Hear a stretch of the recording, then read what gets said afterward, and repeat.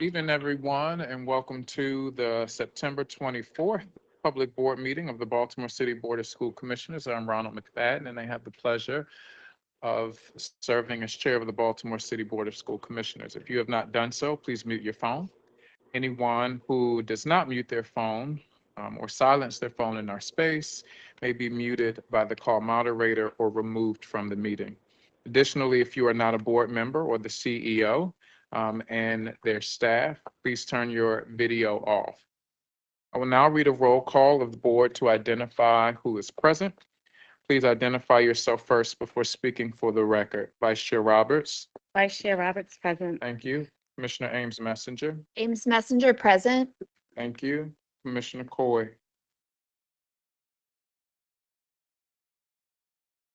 Commissioner Esposito.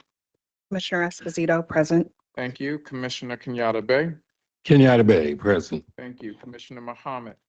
Mohammed present. Thank you. Commissioner Parker. Parker present. Thank you. Commissioner Dr. Redding Lallinger. Reading Ballinger, present. Commissioner Rooks. Commissioner Rooks present. Commissioner Sally. Commissioner Sally present.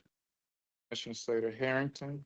Commissioner Slater Harrington present. Thank you. I'm also present. That is 11 present with 1 absent. Is there a motion to reopen the meeting? So move, Sally. Thank you, Commissioner Sally. Is there a second? Second. Kenyatta Bay. Thank you, Commissioner Kenyatta Bay. Any on readiness? All in favor, Vice Chair? Yeah. Commissioner Ames Messenger? Ames Messenger, yes. Commissioner Coy? Excuse me, Commissioner Esposito? Yes. Commissioner Kenyatta Bay? Yes. Commissioner Muhammad? Yes. Commissioner Parker? Yes. Dr. Redding Lallinger? Yes. Commissioner Rooks? Yes. Commissioner Sally? Yes. Commissioner Slater Harrington? Yes. I'm also in favor. That motion passes unanimously with the members who are present. Please join me in standing for the presentation of colors this evening presented by the Junior Reserve Officer Training Corps at Patterson High School.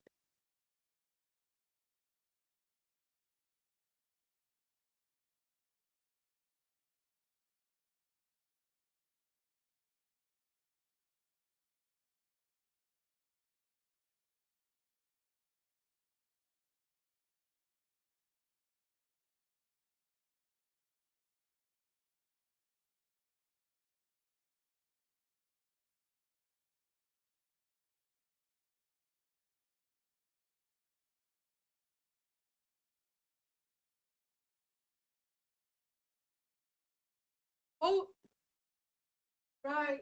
Hey. Good evening, sir. Cadet Captain Anastasio from Patterson High School Air Force JOTC, MD 932. Permission to post colors. Thank you, sir. About pace. Breathe, man. Colors. States of America, to the republic, one nation, under God, indivisible, with liberty and justice. Order. Order.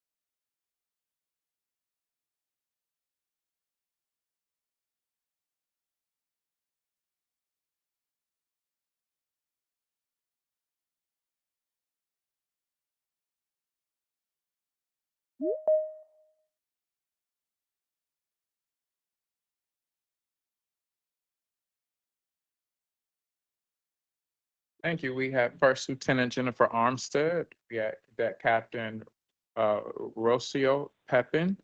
We have Cadet Captain Maria Castillo. We have Cadet Airman Zay Bonilla.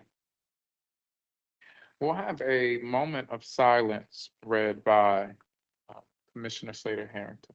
Thank you, Chair. I would like to take the time to recognize the passing of City Schools employees. These individuals were committed to supporting our students through their work. The greater City Schools community will fondly remember these employees.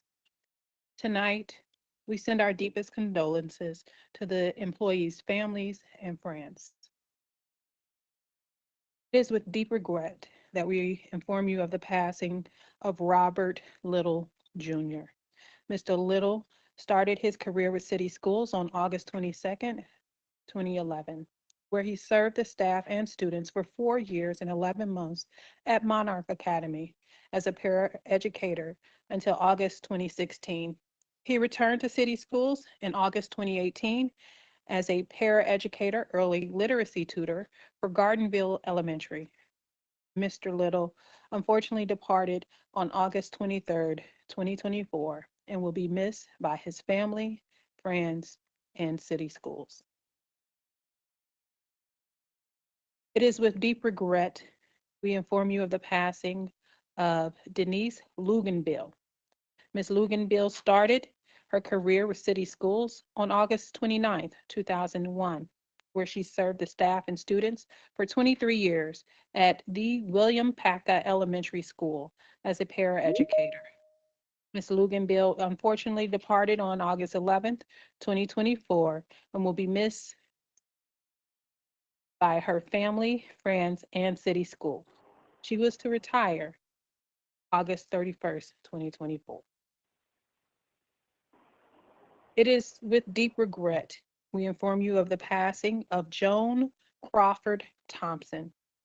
Ms. Thompson was a Baltimore City School public school teacher for 27 years and retired in 1995. She also integrated Southern High School in the 1950s and graduated in 1957. There is a photo of her being walked to school by the Baltimore Police Department in the African American History Museum. She was a graduate of Coppin State College in 1965. Through all the indignities and struggles to achieve her education, she accomplished this and was extremely proud to be a Baltimore City public school teacher. She was proud to teach and mentor the many students and junior teachers of the city of Baltimore.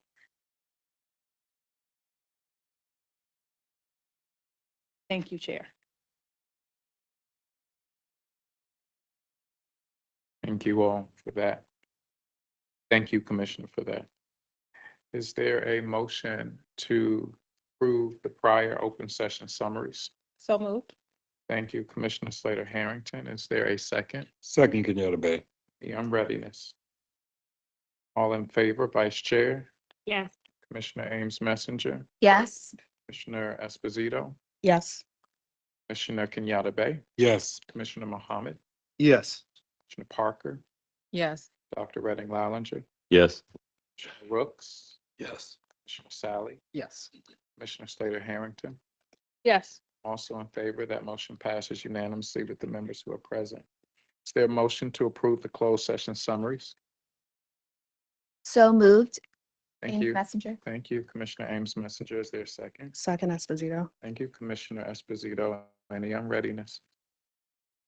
Vice Chair? Yeah. Commissioner Ames Messenger, Yes. Commissioner Coy. Excuse me, Commissioner Esposito, Yes. Commissioner Kenyatta Bay, Yes. Commissioner Mohammed, Yes. Commissioner Parker, Yes. Dr. Redding Lallinger, Yes. Commissioner Rooks, Yes. Commissioner Sally, Yes. Commissioner Slater Harrington. Yes. I'm also in favor. That motion passes unanimously with the members who are present. Before I go into comments tonight, I would like to just take a moment to recognize, and they may not be with us virtually or in the space, but there are 3 individuals who are retiring from city schools who've committed 30 years plus of service to city schools. Can we just give that a round of applause?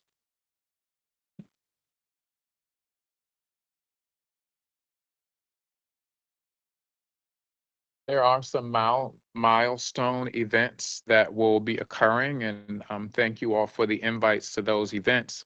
But let's recognize these folks. Miss Ann Carter started her employment with Baltimore City Schools on June 6, 1994, as a custodial worker at various locations throughout the district. Some of those locations include facilities, William Lamel. Does anyone remember that school? Yeah. Billie Holiday Elementary, Baltimore Liberation Diploma Plus High School, and Connections, a community-based art school. Ms. Carter served Baltimore City Schools for 30 years and 3 months. Thank you for your service to our system. Stacy Royster started her employment with Baltimore City Public Schools on September 9th, 1991, as an assistant principal at Highlandtown Middle School. She was later assigned to Barclay Elementary Middle on July 24, 2004, and then reassigned to Edmondson Westside High School on July 28, 2016, where she worked until her retirement. Ms. Royster served Baltimore City Public Schools for 33 years. Ronald Crouch started his employment with Baltimore City Public Schools on August 27, 2011, as an academic content liaison.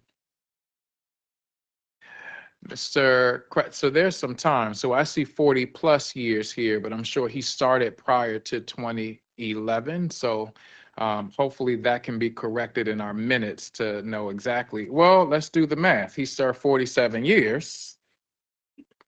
Wait, so he served 47 years. So it wasn't August 27, 2011. So whatever the date was, we celebrate you for the 47 years of service that you've committed to Baltimore City Schools. Can we give another round of applause to these folks?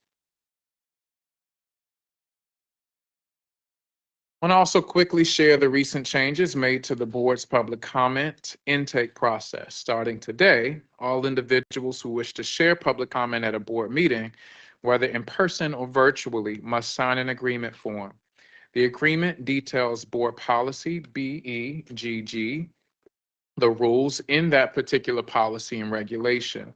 By signing the form, stakeholders confirm that they acknowledge the policy and will conduct themselves accordingly when giving public comment. You must sign the agreement form for public board meetings and board committee meetings.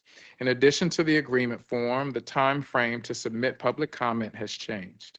Now all individuals are required to sign up for public comment from 4:30 to 5:30 p.m., 4:30 to 5:30 p.m. on the day of the public board meeting.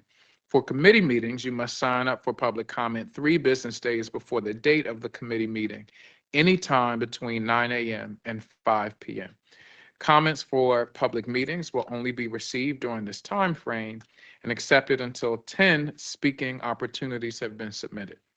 Committee meetings will be accepted. Public comment sign up for committee meetings will be accepted until 5 p.m. Remember, public comment can be submitted in person or virtually for public board meetings and only virtually for committee meetings. To submit public comment in person, please report to the Re-Engagement Center that is near the Guilford Avenue entrance, where a representative of the CEO's Ombudsman's office will receive and record your requests.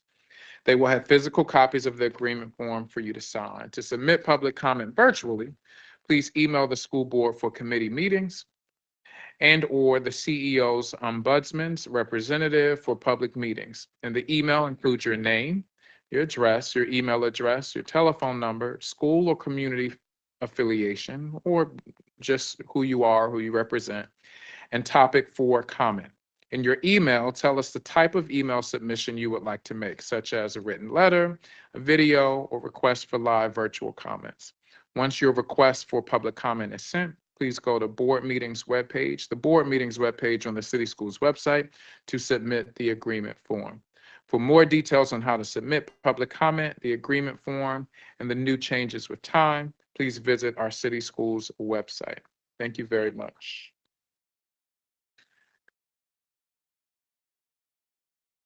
The board acknowledges a donation of $26,474.52 from Amazon for school supplies. The board acknowledges a donation of $14,887.99 from WBAL's Dr. Tim Tootin and the Orioles to stuff the bus with school supplies. The board acknowledges a donation of $16,110 from the Baltimore Orioles for game tickets to HBCU night. The board acknowledges a donation of $4,200 from the Baltimore Orioles for game tickets for international teachers. Is there a motion to approve the PEP and quasi judicial matters? So moved. Kenyatta Bay. Thank you, Commissioner Kenyatta Bay. Is there a second? Second, Robert. Thank you, Vice Chair. Any unreadiness? All in favor, Vice Chair Roberts? Yes. Commissioner Ames Messenger, Yes. Commissioner Esposito, Yes. Commissioner Kenyatta Bay, Yes. Commissioner Mohammed, Yes. Commissioner Parker, Yes. Dr. Redding Lallinger, Yes. Commissioner Sally, Yes. Commissioner Slater Harrington. Yes. I'm also in favor. That motion passes unanimously with the members who are present and able to vote. I'll now turn it over to Dr. Santelises for her CEO comments. Thank you, Chair. Good evening, everyone. I want to begin this evening by recognizing an individual who has contributed more than 40 years of service to the families, schools, and students of city schools.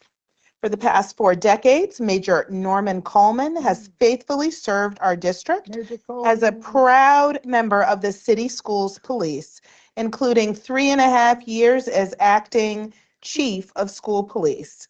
Whatever his assignment, Major Coleman has performed his duties with vigilance and a sincere desire to protect our staff and students while building relationships with our young people and communities. I would like to now call Major Coleman forward to receive a proclamation from the office of the mayor and token of our appreciation for his service. You want to have him say something?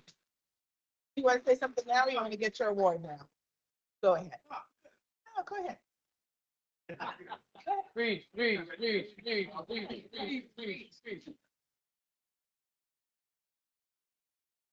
I'm good. Yes, for the record, Major, for the record, just press the green so it turns green. Thank you. I appreciate it. You know, I had a great time working with Baltimore City school system. And I tell people all the time that, you know, this isn't a job where you're going to get rich. It's about helping the kids. It's about interacting with people. And you have to take this job if you want to make a difference in the lives of the students. And it's been great. And it's been good to me and my family. If I may, thank you, Major Coleman, just very briefly. You probably remember close to the time when I joined the board, there was a student who was missing. And you immediately responded, you all immediately supported under your direction. So I just want to say thank you from the board's sake. In addition to the CEO, on behalf of all city schools, thank you for your commitment, but your attention to care and intentionality and being relentless about making sure that our young people are safe, but particularly that that student was found and that she was safe and returned back to her family. So that's a small anecdote. Say it again. Half the night. We appreciate you, Major Coleman. Thank you, Doctor. So I do just want to say, I want to read a mayoral salute. Is that okay? Can I do that officially? On behalf of the city, and this is from our mayor, Brandon M. Scott. On behalf of the citizens of Baltimore, I am pleased to salute Major Norman Coleman in recognition of more than 40 years of dedicated service to the Baltimore City School Police Department. Also, in recognition for your tenure as acting chief of police, where you displayed outstanding leadership and a firm commitment to the safety and security of Baltimore City schools while maintaining the rights and well-being of our students and families. On behalf of the people of Baltimore, I offer my sincere thanks for your commitment and unwavering dedication. Signed August 27th, 2024, from Mayor Brandon M. Scott. Thank you. Thank you. And this is a piece to commemorate this service from us. Okay. And I'm sure your wife will have a nice place to put it and she'll know where to put it in the house. But just again, thank you again for your service, for all that you did, and for stepping in really important ways. All right. Thank you, Major. Appreciate it. Thank you.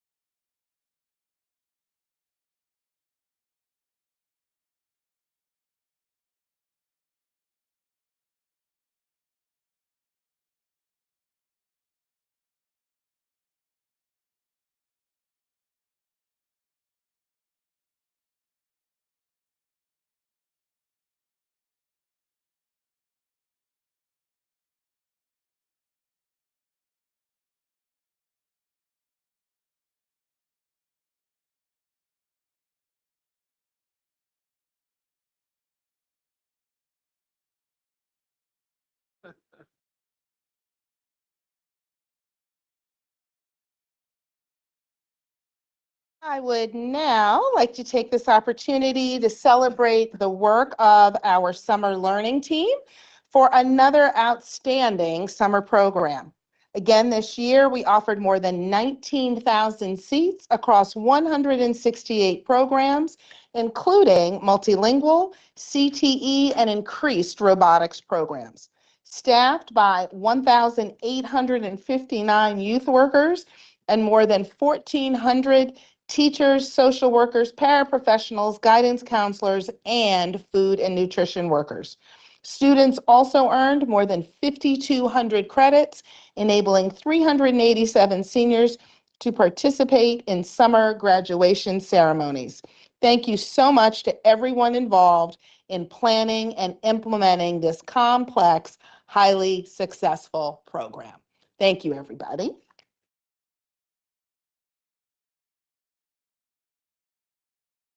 And finally, this evening, some amazing news for city schools. Last week, we received the exciting news that City Schools Teacher of the Year, Kat Locke Jones of Hampstead Hill Academy, has been named a finalist for Maryland Teacher of the Year.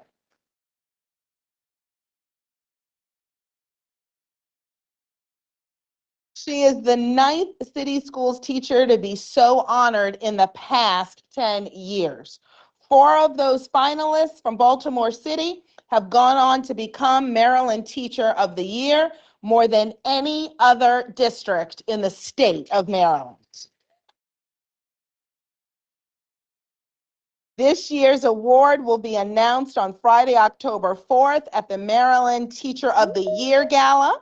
And I am pleased really to extend to Ms. Locke Jones. And for those of us who were in earlier, there was a lovely video commemoration of her work there with her students at Hampstead Hill. So we just want you to know that you have our best wishes and hopes that you will be the 5th teacher to win this great honor in the past decade. Congratulations. And now over to you, Board Chair.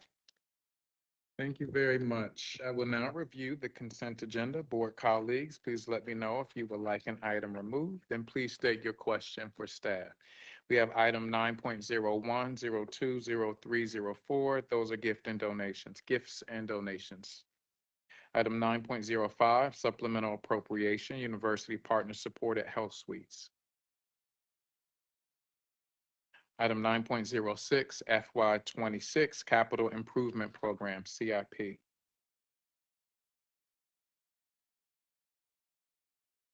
Item 9.07, FY25 Comprehensive Maintenance Plan, CMP.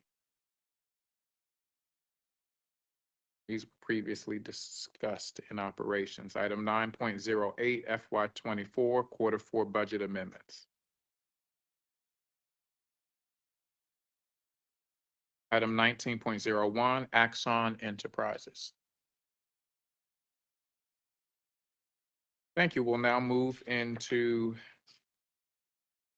public comment. And first, we have from the Baltimore Teachers Union, we have their president, Diamond Tay Brown, who will speak for 5 minutes. Good evening.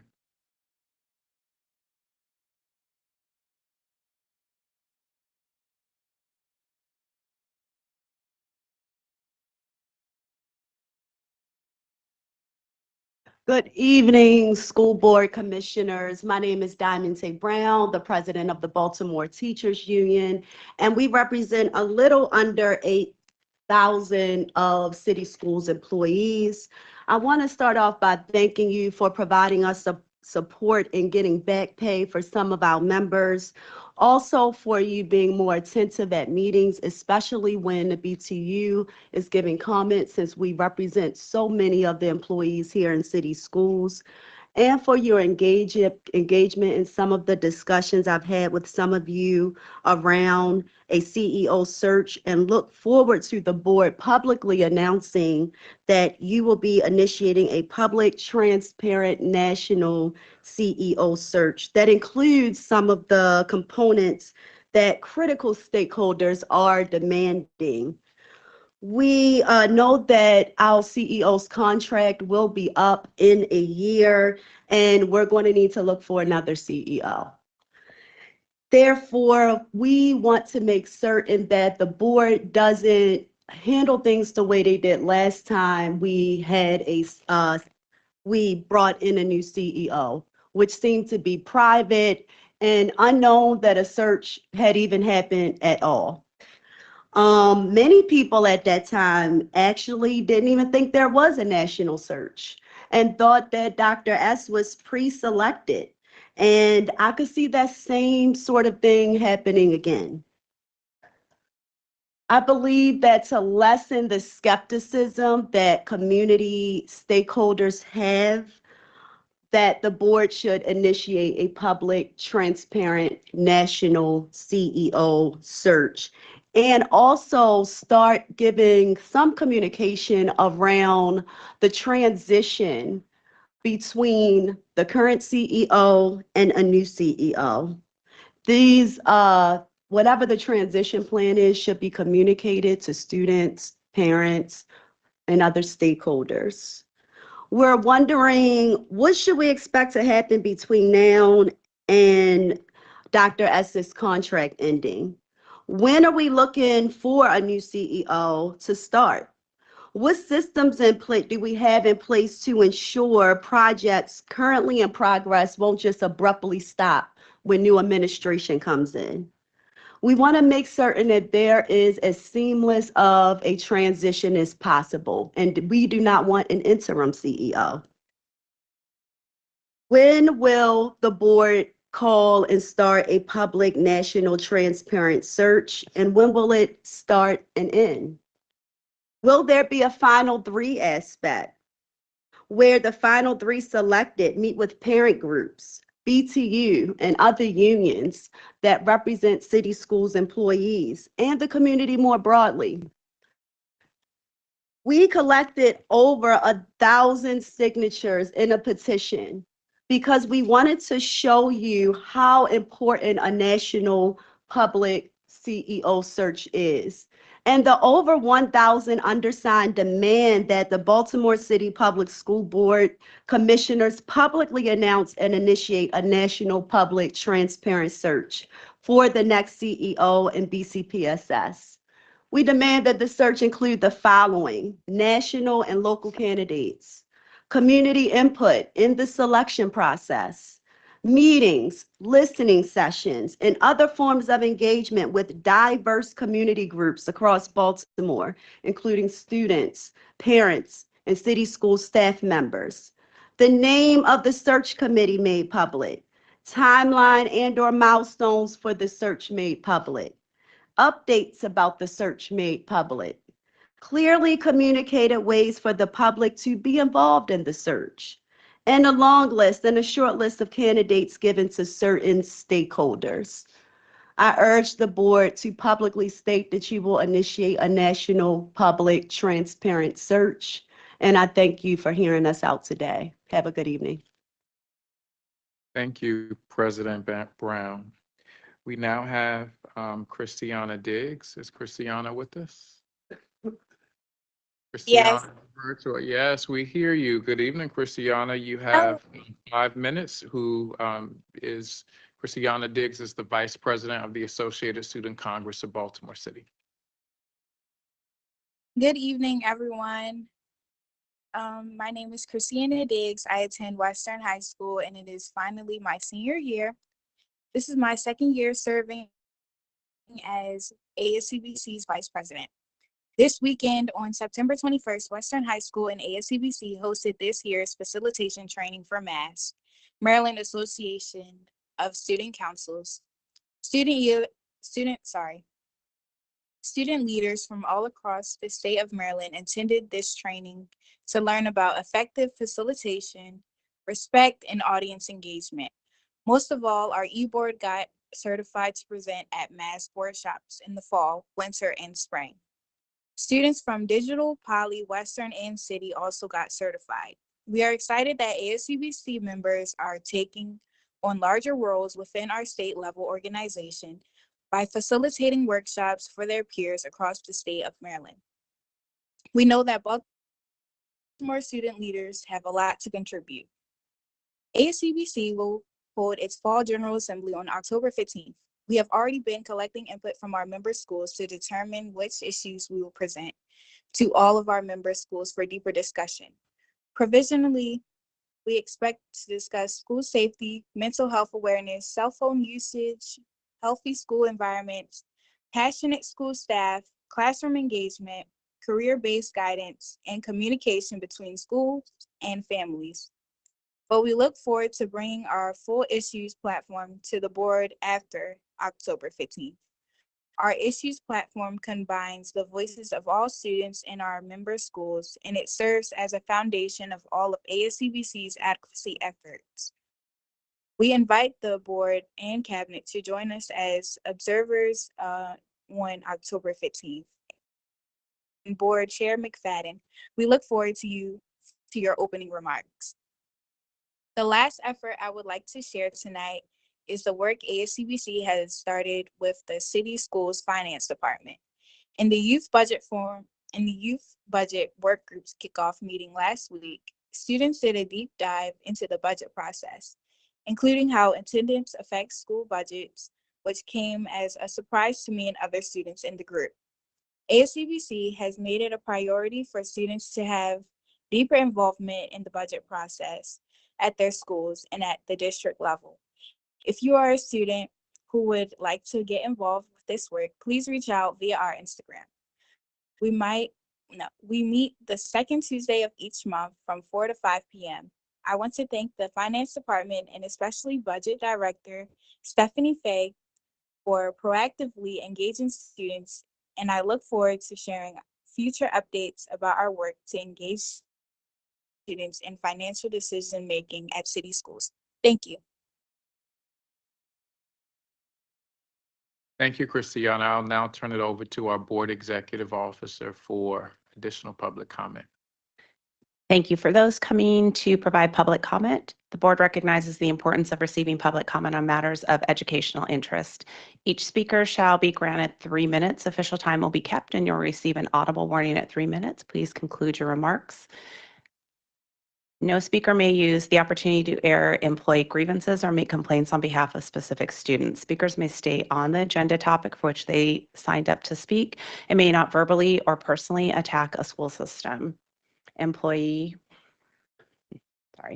or board member. Should speakers stray from this guidance, they will receive a warning to immediately redirect their comments and may have their microphone turned off and comments stricken from the public record. Thank you again for your interest and participation in City Schools education.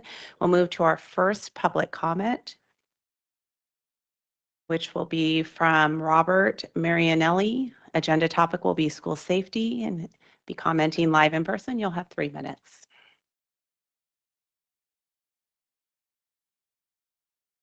Thank you all and good evening. My name is Robert Marinelli. I'm a 29-year veteran of Baltimore City Schools. I'm the proud parent of 2 graduates, K through 12 Baltimore City Schools, the oldest of which is now in his 2nd year of teaching. And as you recognize the major for his commitment to Baltimore City Schools, I would like to say that my family is committed to Baltimore City Schools, and I'll be seeking a commitment from you. I'd like to speak about school safety. As we know, in 2012, in Sandy Hook, a number of young people lost their lives in a slaughter, and a commission was convened to examine what went wrong and what could be done. It's a 256-page report. I didn't bring the whole thing. I brought the page that matters, which is page 24. The recommendations were laid out, 12 of them. The first recommendation, which is the most important, reads, the SSIC report, which is School Safety Infrastructure Council, includes a standard requiring classroom and other safe haven areas to have doors that can be locked from the inside. The Commission cannot emphasize enough the importance of this recommendation. And this is in italics for emphasis. The testimony and other evidence presented to the Commission reveals that there has never been an event in which an active shooter breached a locked classroom door. Accordingly, the Commission reiterates its Commission recommendation that all classrooms in K-12 schools should be equipped with locked doors that can be locked from the inside by the classroom teacher or substitute. I would like to add to that list students. In Georgia, the most recent shooting, one classroom was protected from the shooter because a student was able to crawl to the classroom door and lock it from the inside. The vast majority of classrooms in Baltimore City do not have this capability. I have to step into the hall when that shooting begins to lock my classroom door from outside my classroom with a key. Down the hall from me are 3 separate classrooms that have been rekeyed. I have those 3 keys. If there's a substitute in any classroom, they don't have the keys. I am imploring you, I am looking for a commitment from you that you will take this one step to put me in safety, and more importantly, put our students in safety. Thank you. Thank you. Our next public comment is from Nathan Farrell. Agenda topic was language access, and this will be a video. Good evening, Nathan Farrell speaking on the issue of language access for multilingual families. I'm a Spanish teacher and a member of the Alliance to Reclaim Our Schools Baltimore, or AROS, and we are a group of educators, parents, and students who fight for the schools we deserve. AROS multilingual families represent over 30 schools in Baltimore, and our AROS Parent Power cohort members represent communities from Carroll Park over west all the way to Highlandtown and beyond. Currently, 1 in 5 Baltimore City school students comes from a home where Spanish is spoken. This will undoubtedly increase to 1 in 4 in the coming years.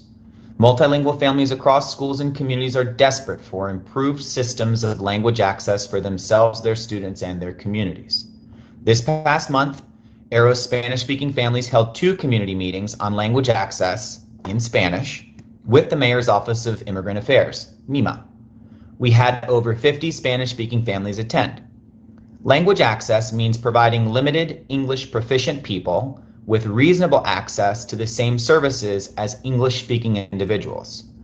City schools violate civil rights by not having an adequate language access plan in place or the necessary accountability and enforcement structures to ensure that limited English proficient people have reasonable access to the same services as English-speaking individuals. The Spanish-speaking families of AROS have 3 demands. 1, usage data for AXI, the telephone interpretation service. City schools should make public AXI usage data on the phone-based interpreter service for each school site. This data can be used to target education, training, and signage to increase access for families and educators to actually use this valuable service. We've already asked for this data from city schools and from AXI directly, and we've not gotten it. 2, a plan to improve language access, including updates on the RFP, the current RFP for a landscape analysis. Our families, the directly impacted, are demanding to be engaged in the development process of the language access plan. We also encourage city schools to take up the Mayor's Office of Immigrant Affairs on their generous offer of technical assistance to support city schools in the implementation of a language access plan. 3, more multilingual educators. What is the plan to increase the number of multilingual staff in city schools? Our families want a commitment to staff more multilingual individuals in the Office of Family and Community Engagement that support those multilingual communities, and to create pathways for current bilingual and multilingual staff to become teachers, as well as a pipeline for members, particularly from the Comunidad Latina here in Baltimore, to have a career opportunity in city schools. Commissioners, please commit to these following 3 requests, and we invite you to join the ARROS Parent Power sessions this fall. We hope forward to seeing you then. Thank you. Our next public comment is from Kim Knox. The agenda topic is board priorities 4 and 7, and this will be an email. It's read. Good evening, BCPSS Board of Commissioners. I'm writing to share a progress update on the Secondary Virtual Learning School, SVLS, from the perspective of a current parent of a scholar enrolled in BCPSS virtual learning since its inception in SY 21-22. Last school year, it was brought to your attention that the district's approach to the merger was not aligned with board priority 4. In the months since, the school naming process has been used to check off this box. As that process concludes, this smokescreen of stakeholder engagement dissipates, revealing a concerning pattern of disregard for board priorities 4 and 7. Since the merger vote, leaders have feigned community engagement through performative measures and have engaged in oppressive acts towards community members. For example, the Transition Committee of Representatives from both VLP communities was supposedly formed to facilitate shared decision-making with stakeholders. However, the focus was restricted to choosing a new name for the school. Then earlier this month, parents were invited to join in what was promoted as a community conversation at the end of back to school night. Parents expected to have a space to ask and discuss important matters related to this new school were in dismay as the conversation degenerated into a clandestine assessment in which SVLS's community school partners subjected parents to a series of questions to gather data for its funders. Also, during back to school night, 5th through 8th graders learned through a notation on a slide deck that they no longer have an SGA. Now, just this week, the SVLS admin team announced to families via its parent newsletter that it has usurped control of a PTO founded by a group of parents. After months of attempting to establish partnership, in an overstep and gross abuse of power, admin informed those founding parents that they could no longer be involved after they declined to acquiesce to leadership's micromanagement. It is important to note that as the SVLS admin team directs their efforts to control what is more appropriately a parent-run body, they continue to have no updates when asked about the status of the SFCC. Whether intentional or not, the aforesaid illustrates more than mere growing pains. It is a toxic environment that threatens the success of what I once considered to be the best experience BCPSS has to offer. Please take steps to disrupt this disturbing pattern of stakeholder suppression in the SVLS community. Thank you.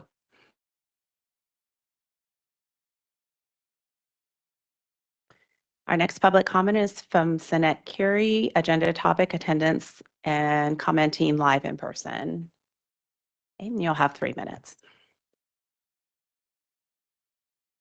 Good evening, how you doing? I'm speaking on attendance for Baltimore. I'm currently a Baltimore City employee, also speaking as a grandparent. I'm having an issue with, this morning, I woke up this morning to Baltimore City attendance issue. And I just want to know when we're going to start holding parents accountable for their students, how they're going to get to school. I think we're giving our teachers, putting too much on our teachers, trying to figure out how they're going to get a kid to school.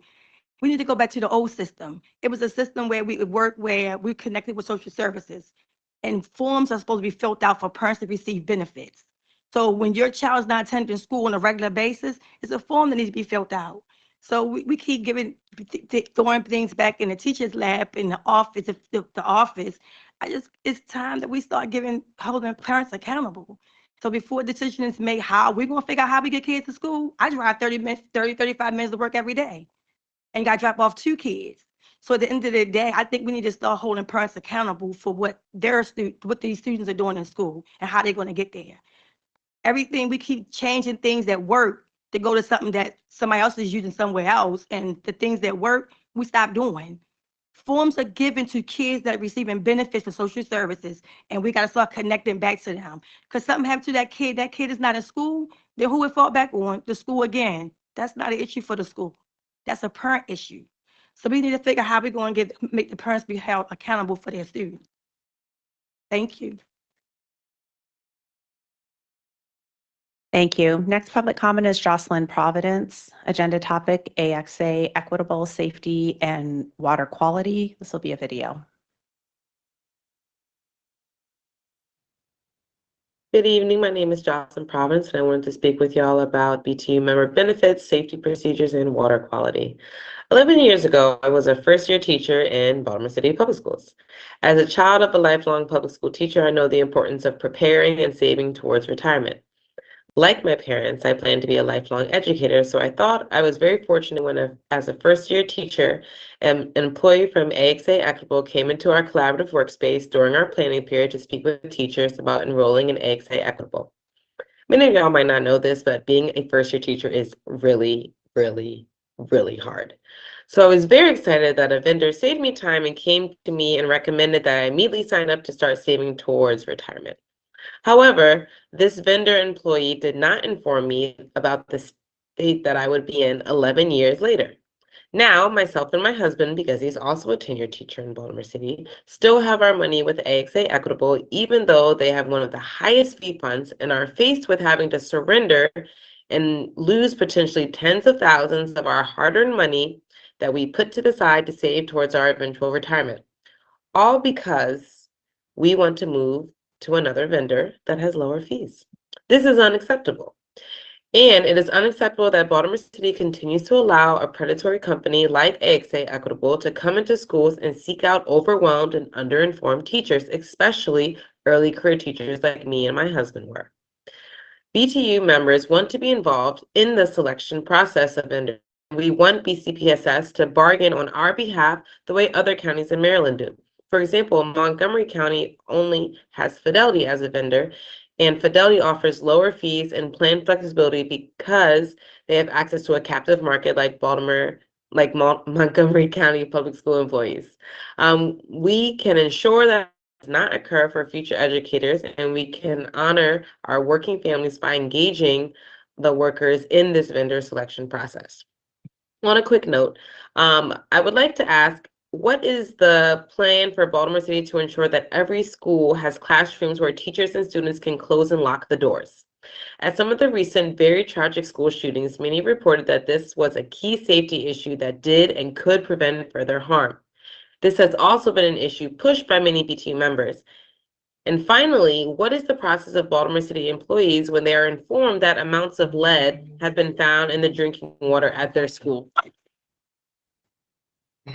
It is unacceptable to only send an email during the summer to staff members to inform them that the water that they have been in contact with contains elevated levels of lead. Are students and families also informed about this? It is important that the district shows that they value the health and safety of all members of our community by keeping us updated. Thank you. That's our last public comment. Thank you very much. I'll now turn it over to our esteemed student commissioner, Dylan Rooks, for his comments this evening. Commissioner Rooks. Thank you, Chair.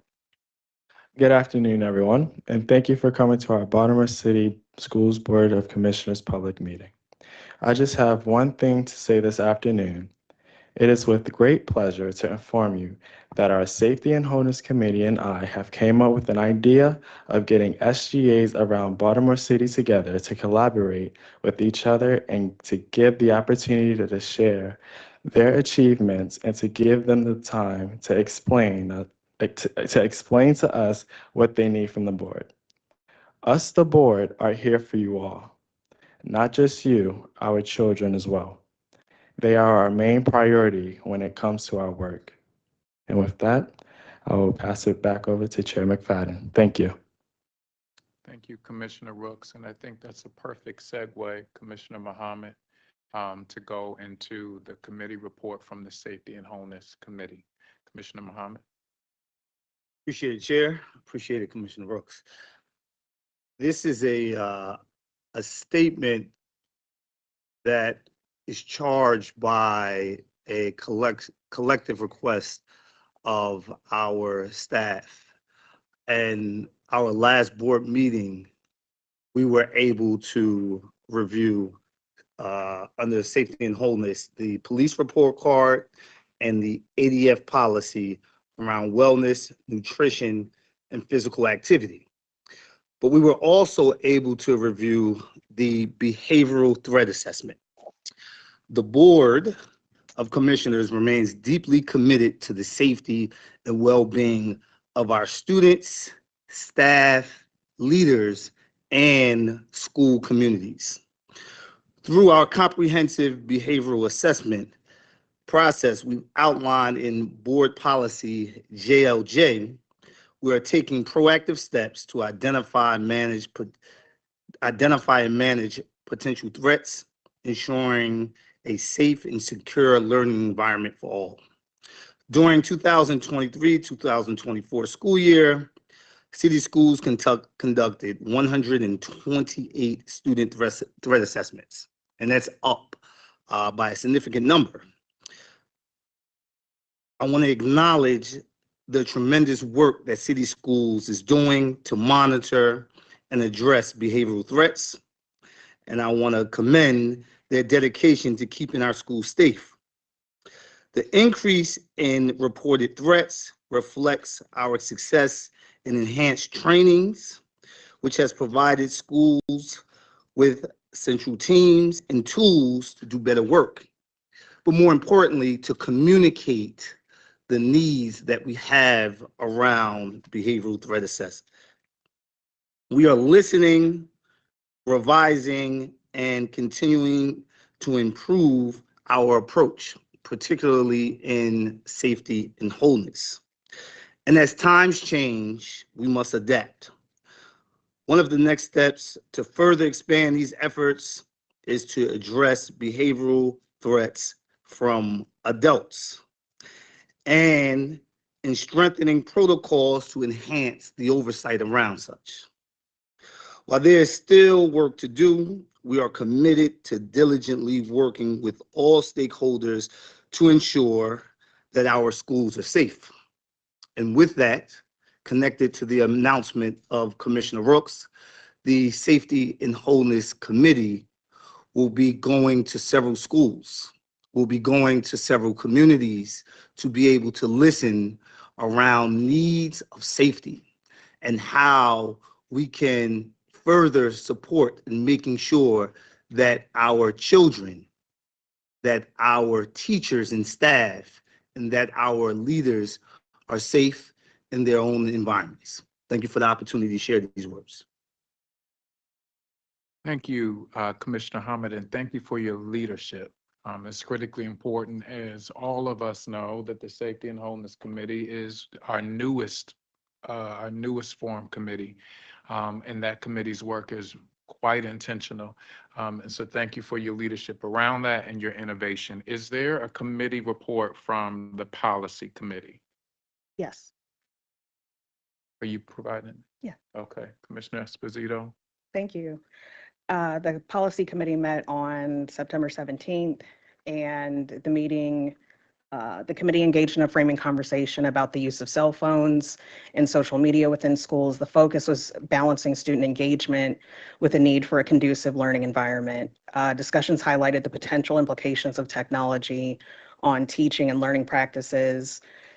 And we had an update on administrative regulations LCA-RA, and the update on the administrative regulations regarding research and data sharing was provided.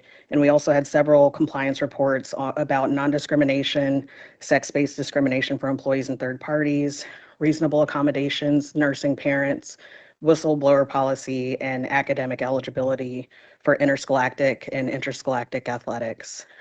Some of the highlights from the policy committee were around non-discrimination and accommodation policies, continuous efforts to ensure that inclusive practices are established for all students and staff. For the whistleblower policy, there was an emphasis on transparency and accountability within the school system. And our next meeting is going to be on October 15th. It's a virtual meeting. And then the agenda will include discussions on academic eligibility for interscholastic and interscholastic athletics. I think I might have that typo there. Sorry, we have compliance reports for incident reporting, employee evaluations, field trips, volunteers, access to public records, data records, and retention programs. And we definitely encourage public participation and have several opportunities to give public comment. So if you need more information about the policy committee, you can visit the website. Thank you very much, Commissioner Esposito. Are there any questions for our committee chairs?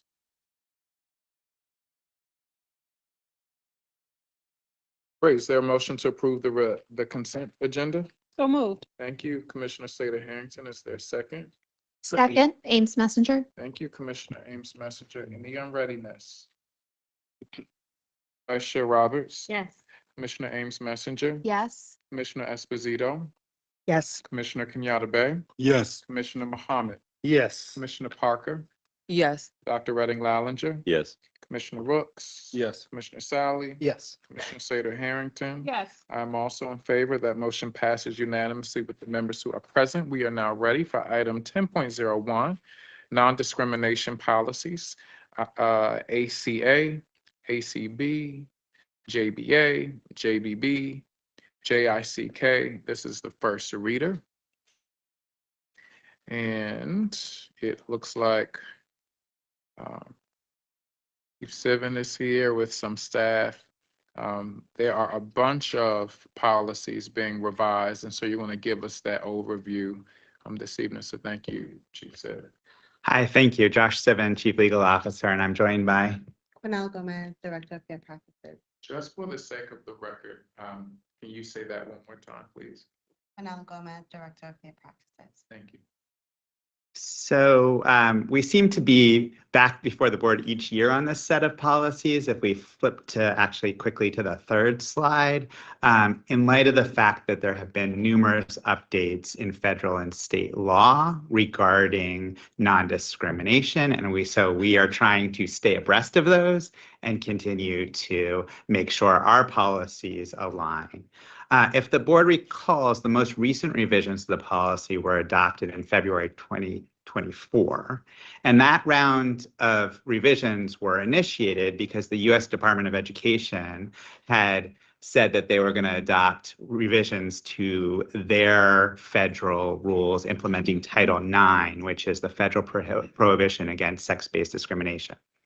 So the final rules there, because of the extent of public comments, were repeatedly delayed. So we came to this board and said, let's move forward with what we can now so we can get started on training, which we want to give an update so that we can move forward.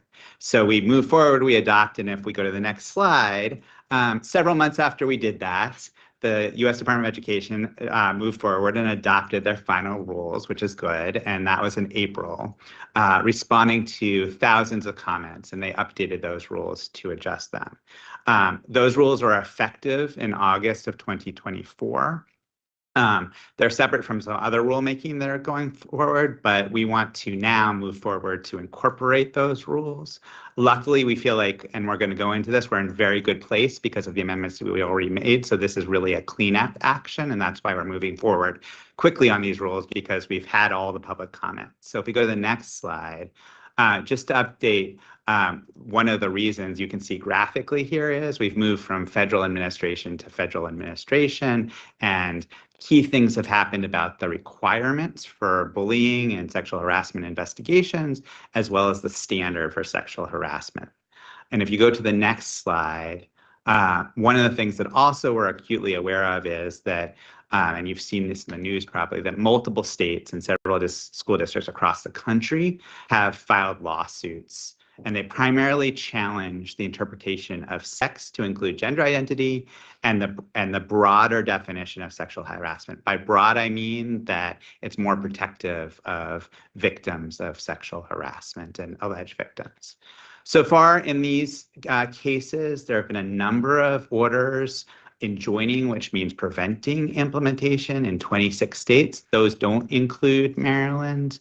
The Supreme Court has been asked to stay those rulings. It hasn't. There are other cases still pending, but the U.S. Department of Education has made very clear in those states like Maryland, where there are no injunctions in place, we're to move forward in implementation. So that's what we're doing by making these rules. In addition, in Maryland, we already have rules largely in terms of our state law and the already pre-existing interpretation of our Court of Appeals, the U.S. Court of Appeals for the Fourth Circuit, consistent with these regulations. So the impact of the changes are aligned with law. So going forward to the next slide, these are the many policies that the chair mentioned that are impacted here. So I'll just go quickly through the full list of policies. And again, one of the challenges of our work in policies is trying to align all of them. Those go through next slide and the next slide. And then the slide after that, or the slide after that one, there's more policies.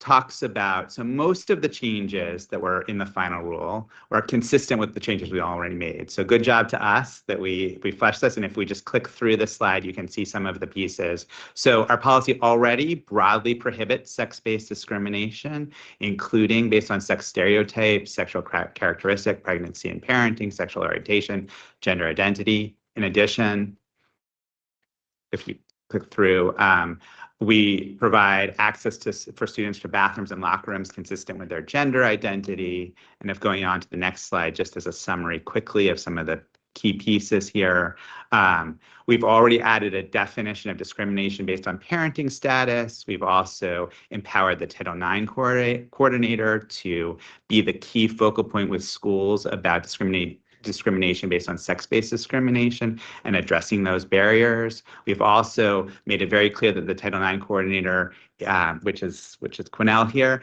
Director Gomez, is the focal point for pregnant and parenting students and works with our wholeness office to make sure that we are supporting pregnant and parenting students when there are claims of discrimination.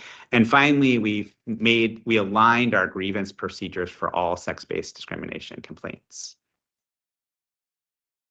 And then a couple other pieces just on this slide in terms of supportive measures. And then the next slide goes into what changes we have to make here in addition, which are largely, if you go on to the next slide,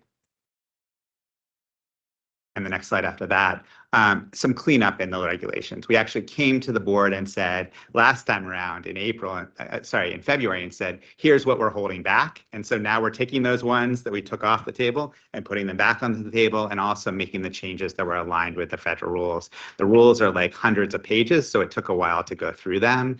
But we've revised some definitions, we've clarified some procedures, especially around informal dispute resolution. If you go to the next slide.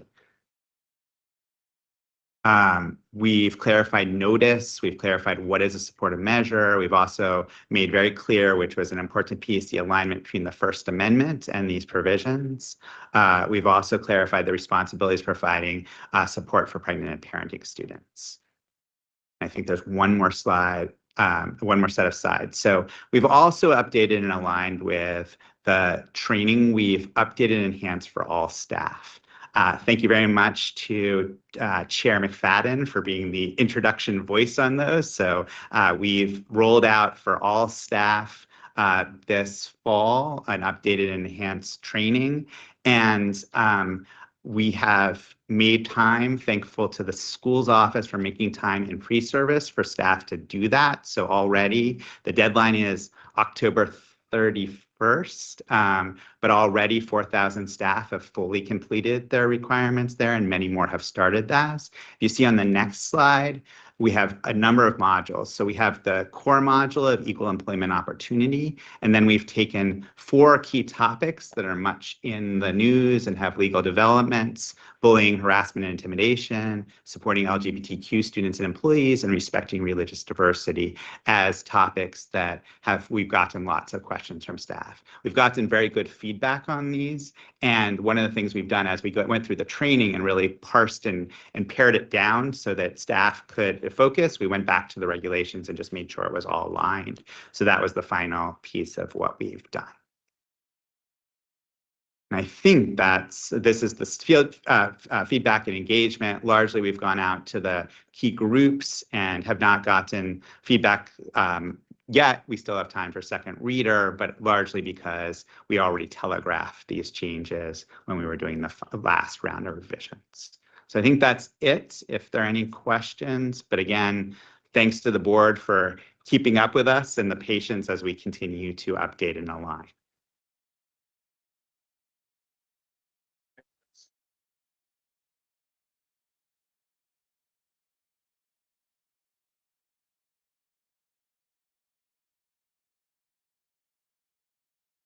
Beyond the training that is happening that is required for staff, how are we articulating this for our stakeholders in general, these updates and changes?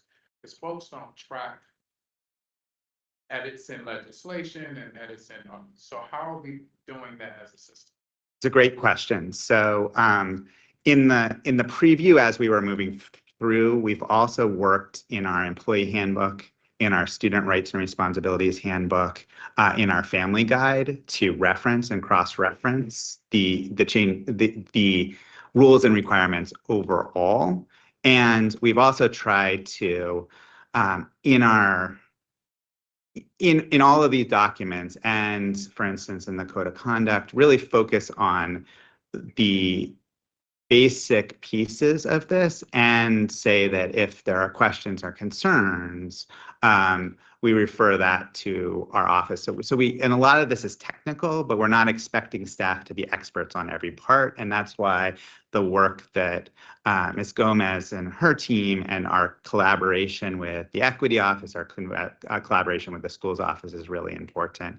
But we're also going to continue to expand the training because we have the all staff training, which is the 101 training, but we also have the 201 or maybe the 401 training that we do for principals and social workers and the like. So they have the expertise.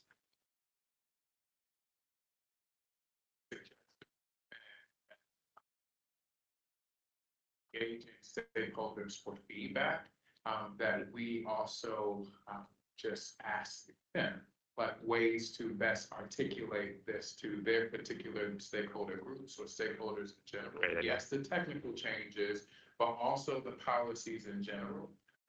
Just getting some feedback, particularly from our students. I would be interested to hear some of that, but also the equity advisory committee, just as hotness, even though all of the groups are absolutely. I think that could be helpful feedback for us to hear as a board when it comes back to second. And support the work of you all every day. Commissioner Kenyana. Yes, first of all, I want to thank you for pouring through, and that's a lot to pour through these legal changes that are being made. And I do believe that Chair McFadden is psychic, because he asked the exact question that I would. How are we going to communicate this? Because this is a hot button issue, how we treat each other in this arena. And I think our stakeholders, our communities in particular, want to know what our attitudes are. It's a volatile time in this subject matter. So in your process, I think you do need to really work specifying a plan of communicating.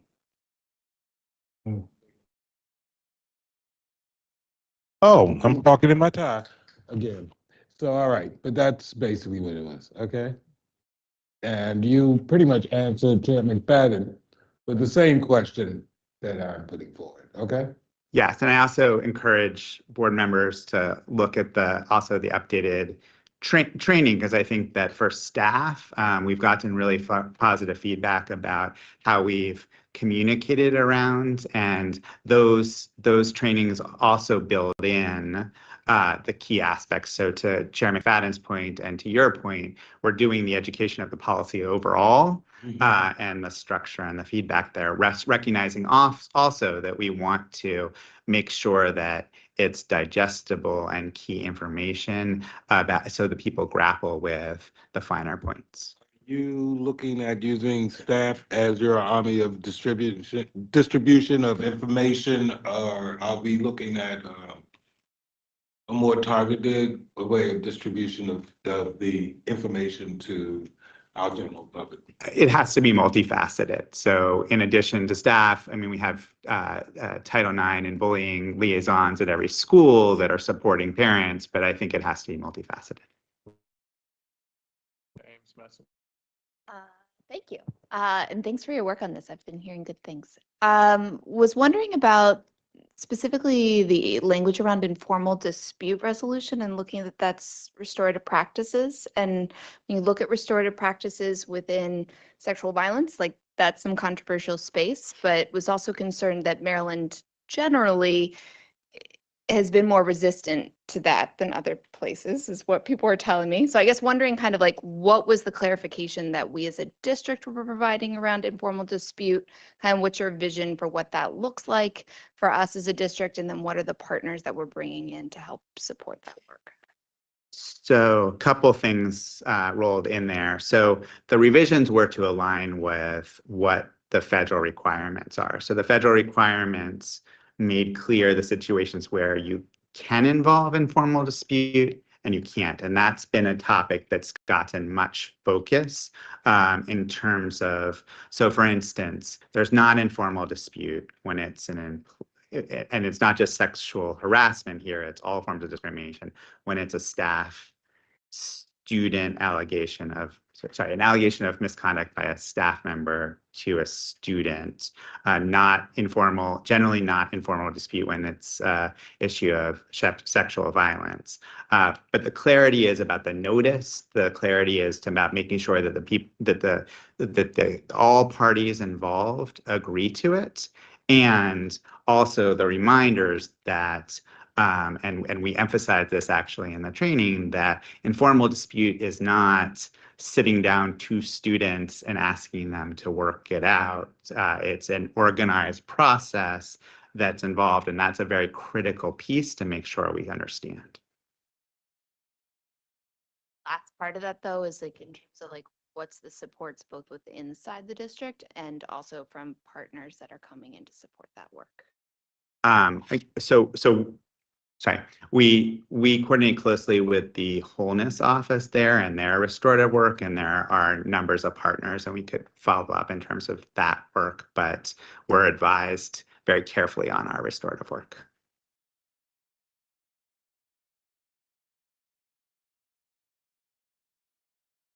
Thank you all for the presentation this evening, and we look forward to second reading. Thank you. We're now ready for item 10.02, update to the general orders, body worn cameras. This is the first reader.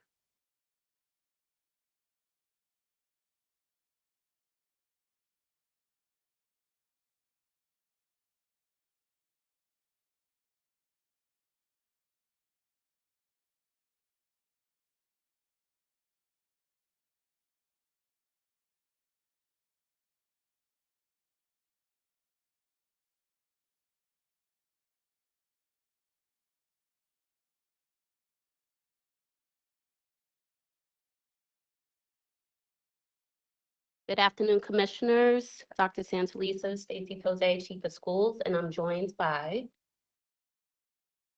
Major Coleman. Sergeant Dia. Sabree Barnes, Director of Student and School Operations Support. Nick Smith, Director of School Police Systems and Logistics. Okay, today's presentation will focus on the updates to our school police general orders, specifically regarding the body-worn cameras. This initiative is part of our ongoing efforts to enhance safety, build trust, and ensure the well-being of our school community. We'll cover aspects such as guidelines for usage, privacy protections, and the phased implementation plan. But before we dive into the updates, I want to just give a quick overview of what a general order is. A general order is a comprehensive directive that outlines the conduct, duties, and procedures for police officers to ensure consistent and lawful operations within a law enforcement agency. So these orders are crucial for maintaining professionalism, transparency, and accountability within a force. It is in alignment with board priorities 4 and 5. The updates to school police general orders regarding the body-worn cameras are designed to further the school police mission and vision. By implementing body-worn cameras, we aim to enhance safety, accountability, and transparency within our schools. These updates will help us build stronger relationships with our school communities, ensuring that all interactions are conducted with equity and impartiality. So our school police in action. Our school police operate daily to support students, administrators, and the school community, allowing administrators to de-escalate issues when possible while being ready to intervene when necessary. The goal is to ensure a safe and supportive school environment. We reinforce training focused on de-escalation and restorative mindset, ensuring serious situations are handled by school administrators or diversion programs and the school police officers are engaging in positive community events beyond their daily duties. As a reminder, Roman numeral 2, emotional safety, and Roman numeral 3, people structures that support safety were presented during the April Safety and Wholeness Committee meeting, so we will not be covering them today. So overview of our timeline. In September 2022, the board approved revisions to General Orders 1037, marking the official start of a body-worn camera initiative for school police. And this set the stage for a phased rollout aimed at enhancing security within Baltimore City schools. By winter 2023, team members from Baltimore City Public Schools received specialized training from the Baltimore City Police Department, ensuring readiness for the integration of our body-worn cameras. In spring 2024, we began training school police officers on body-worn camera usage and established pilot protocols, which were shared publicly on the city schools website to maintain transparency. Currently, we are in phase 1 of the pilot, which will run from July to December 2024, and the focus is on patrol officers, allowing us to gather data and refine our approach. And then on August 28th, we presented our draft revisions to the General Orders 1037 to the Policy Committee, with these revisions also made available online. So for phase 2 of the pilot, our hopes is to start in January 2025 or after board adoption, expanding the body-worn cameras usage to all officers. So that includes patrol officers and school-based officers. We are aiming for full implementation again of body-worn cameras across all school police officers, incorporating insights from the pilot and to ensure our initiative supports our safety objectives effectively. So our current state, we are operating under a limited pilot program for body-worn cameras, utilizing the policies and training procedures from the Baltimore City Police Department. This pilot allows us to gather some initial data, assess the effectiveness of the body-worn cameras, and identify any areas that need adjustment before we move into full implementation. According to the current general orders, school police are explicitly instructed not to use body-worn cameras. 2 examples of that would be when they're responding to calls for service, including students within Baltimore City Public Schools during school hours, and then also law enforcement activities related to school-sponsored events, both on and off of school properties. These restrictions are in place until we have specific protocols in place, tailored to the school environment that are developed and integrated into our general orders. So currently, we're actively revising the general orders to include detailed protocols and procedures for body-worn camera usage in schools.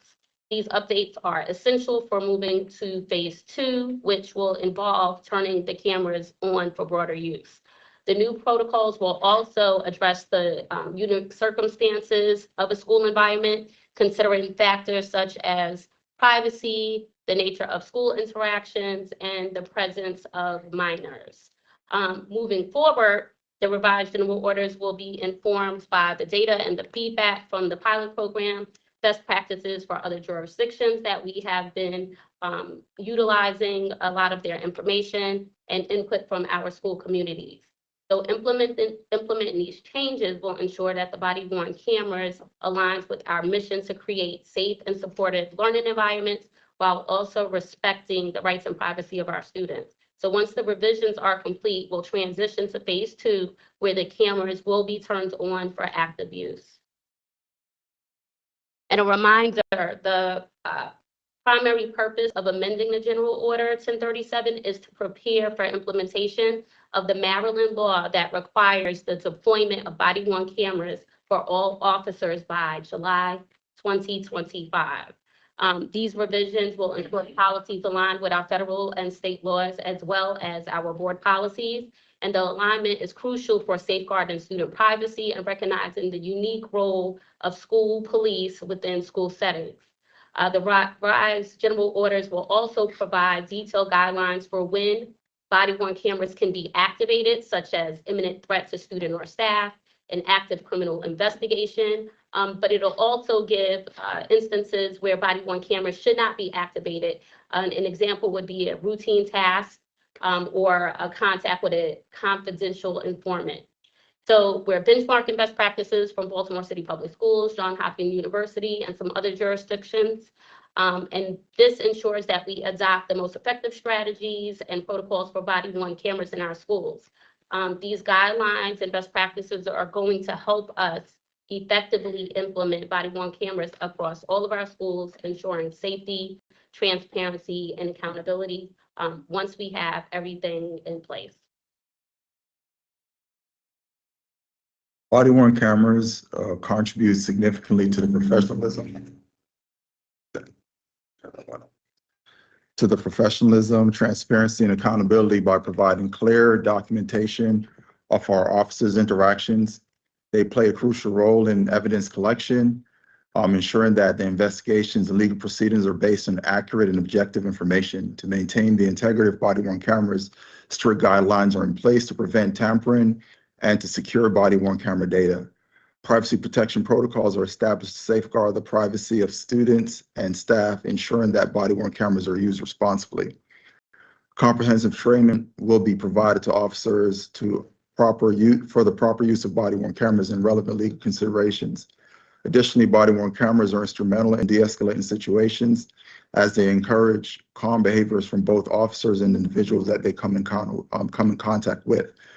We are committed to continuously refine our policies and protocols based on the feedback and best practices. This approach ensures a balance between maintaining transparency and respecting the privacy and rights of our students and individuals within our school communities. This slide outlines the policies regarding the activation of body-worn cameras by school police officers. For incidents that do not involve students but require investigation or enforcement-related actions, body-worn cameras must be activated immediately. When responding to an in-process call or activity that's likely to necessitate immediate criminal law enforcement action, officers are required to activate their body-worn cameras without delay. Additionally, for routine non-emergency calls for service, the body-worn cameras should be activated immediately before arriving on scene. These protocols ensure that all relevant encounters are documented, maintaining transparency, accountability, and in all law enforcement activities. The body-worn camera should be activated in several critical situations to ensure proper documentation and accountability. These situations include arrest, interviews of adults, and any use of force case. The camera must be activated when operating a vehicle in emergency response mode or when conducting a stop such as traffic, bicycle, or pedestrian stop. Additionally, the body-worn camera should be turned on when transporting individuals on the emergency petition or during encounters with the public that becomes confrontational or when complaints are raised. These protocols are in place to maintain transparency and protect both the officer and the public.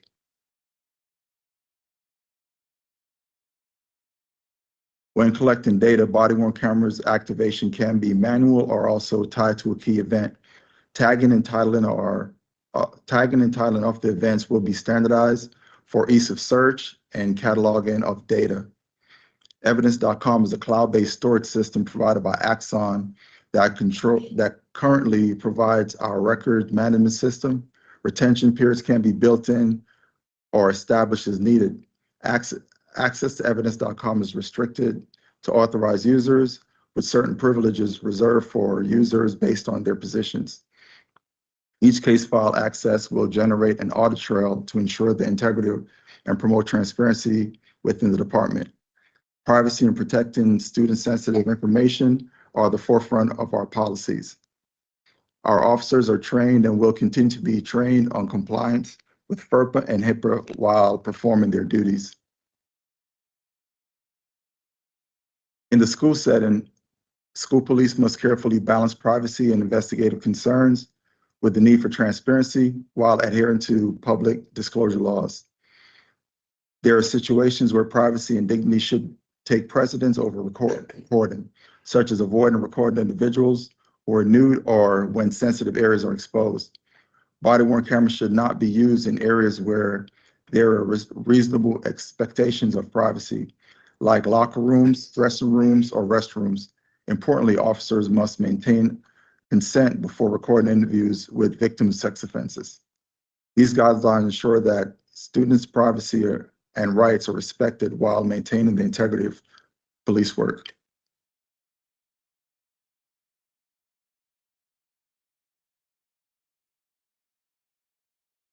You next. Okay. Body-worn cameras are not intended for use during non-law enforcement activities. This includes routine administrative tasks or conversations between officers and their supervisors or discussions with teachers, principals, or city school staff, students, support, or school-based disciplinary actions. The primary purpose of body-worn cameras are to document law enforcement-related activities, ensuring the routine administrative interactions remain private and focused on the specific needs of the school community.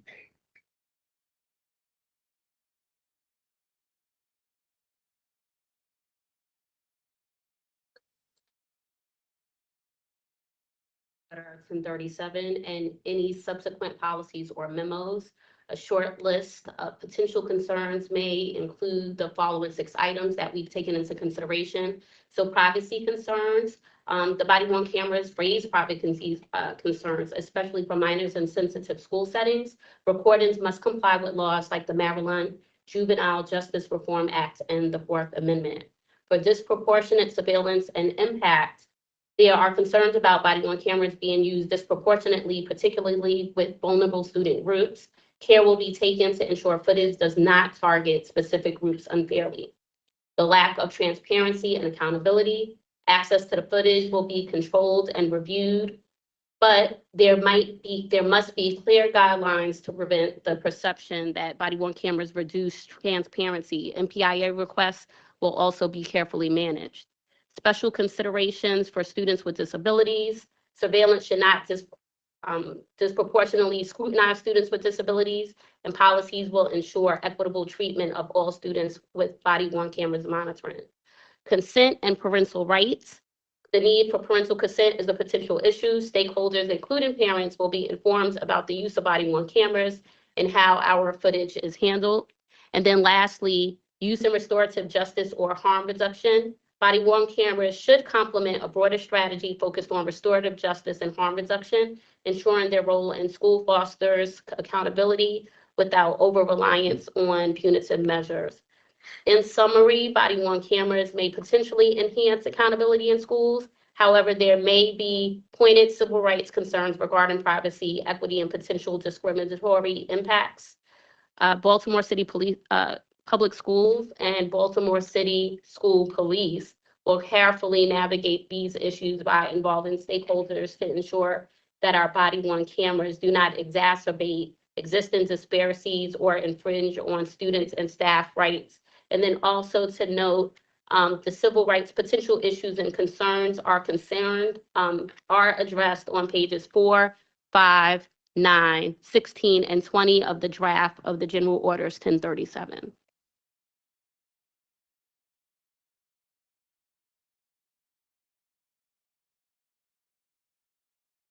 Body-worn cameras are not intended for use during non-law enforcement activities. This includes routine administrative tasks or conversations between officers and his supervisors, or discussions with teachers, principals, or city school staff regarding student support or school-based disciplinary actions. The primary purpose of the body-worn camera is to document law enforcement-related activities, ensuring the routine administrative interactions remain private and focus on specific needs of the school community.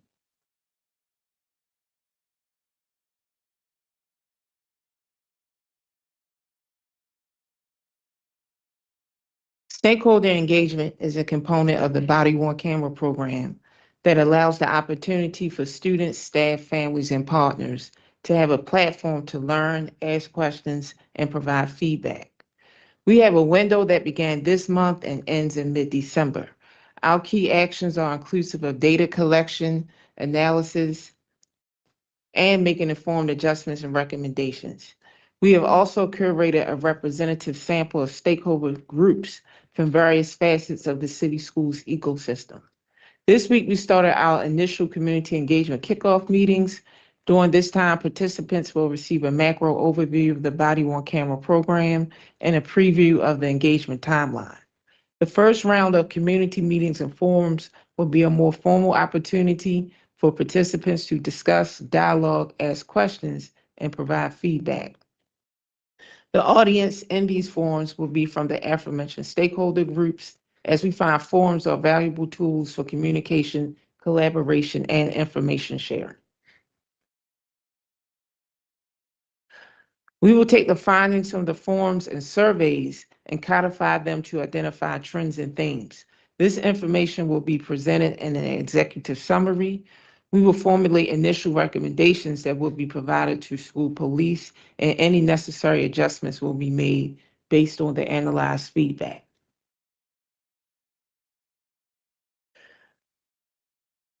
The cycle of round 2 is very similar to that of round 1, by beginning with a round of community meetings and forums, data analysis, followed by final recommendations to school police and adjustments, and any necessary adjustments.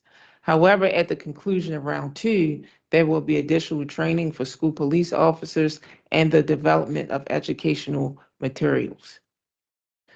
Our policy timeline began August the 28th with the policy committee meeting, which was followed by today's first reader presentation, and then there will be a second reader on October the 22nd. Thank you for your time and attention, and we are open for questions.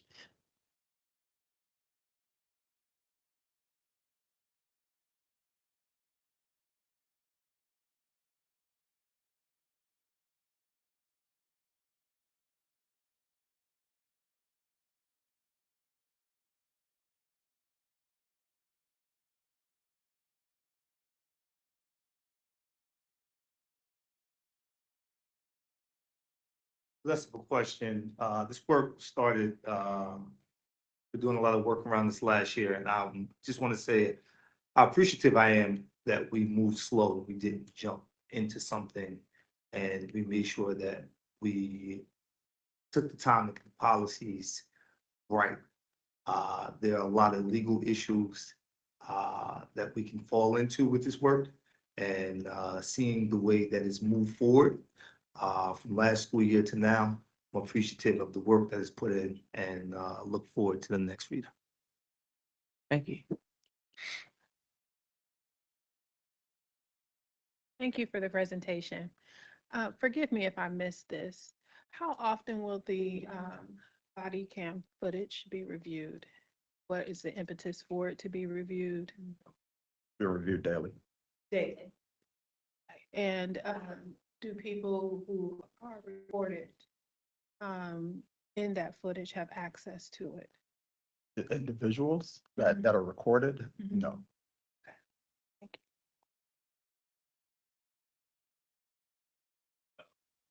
Is there a way to, I don't know, if you know this, yes, I see. Okay.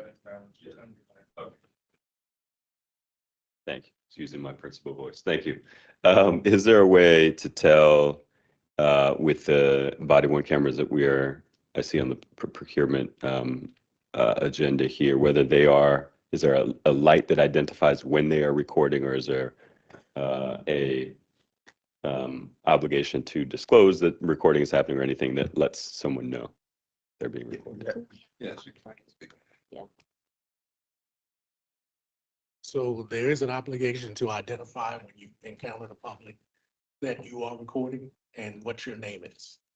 Also, this camera's not on, but if you look at the center circle, the giant circle, there are 3 LED lights that turn red when they are being recorded. There are also audible sounds every 2 minutes to let you know that you are still being recorded.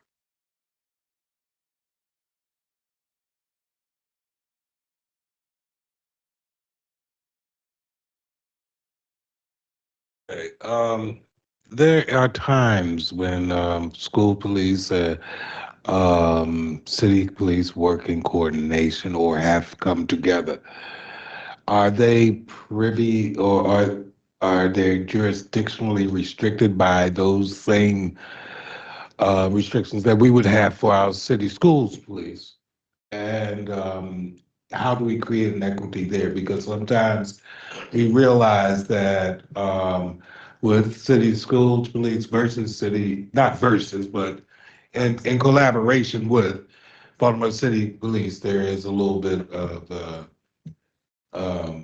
sometimes not the same training ground. Each agency has separate policies. So even if the officers are working along with Baltimore City Police, they will still have to go by the Baltimore City School Police policies and procedures. Yes, correct.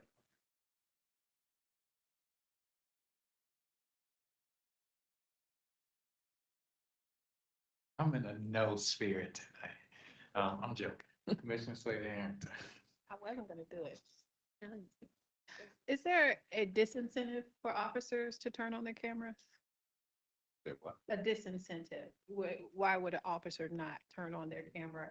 Is there something in the policy that will, or is there oversight that says, hey, that's odd, you haven't turned on your camera all year? No, You anytime. know what I'm saying about the behavior, incenting the behavior is part of. The cameras, they do get audited periodically, but there's also, we do have a video recording team, or like a Sergeant Dish, he's in charge of that. So he's constantly watching those officers that are on duty, and he will ensure that if there's an anomaly like that, we will definitely inquire about it. Also, there is a automatic audit trail. Every action taken with this camera is recorded within the cloud. At any time, I can pull anybody's camera and determine what they've done with it, whether they docked the camera, when they turned it on, when they turned it off, how long it was recording, if they've titled their video, any action taken with the camera is recorded. I think my concern is more so the camera not coming on. So that audit trail helps to keep that in order. So if you pull an audit trail and I see that you've gone to 10 calls and you've turned it on once, then that will be passed on to the supervisor, and the supervisor will instill whatever discipline is necessary. Thank you. Commissioner Esposito, and then we'll circle back to Commissioner Kenyatta Bay. I had a couple questions. Because on the slide, it said that the process was started in 2022. Is there something that initiated that policy, like a policy for officers to wear body worn cameras? And then I have like 2 other, like just logistical questions. State mandate. Oh. 25. All officers across the state has to have body worn cameras.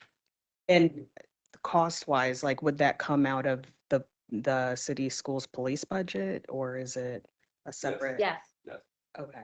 And then, I know we heard a lot of testimony about like locked doors.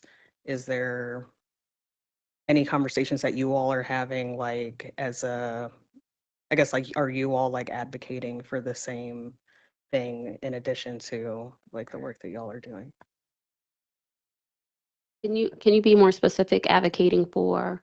Are officers raising the same issues about locks on doors? Like if there is like an incident, like is that something that they've identified too as a need for schools? Because this facility is addressing the locks in each of the schools right now. Upgrading locks.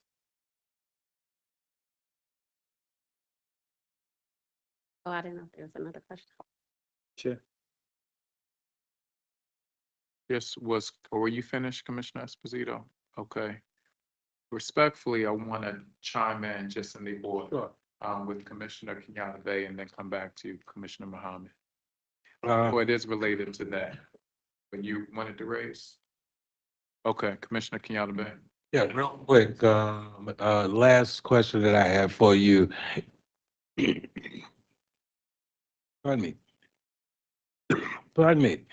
Is evidentiary hierarchy.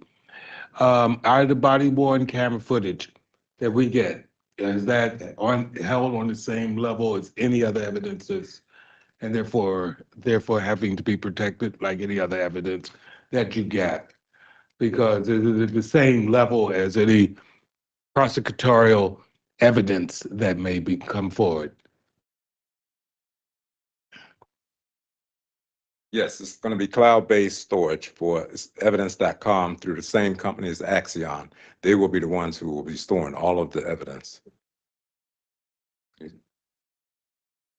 That's the company that runs the body worn cameras, as well as the police reports. Okay, I'm just asking because is there a legal delineation between any other evidence that we would collect in city schools versus any other evidence that would be going through that same sort of process, because some may be held stronger or lesser or by one organization than another? You understand where I'm coming from? There's a legal precedence there.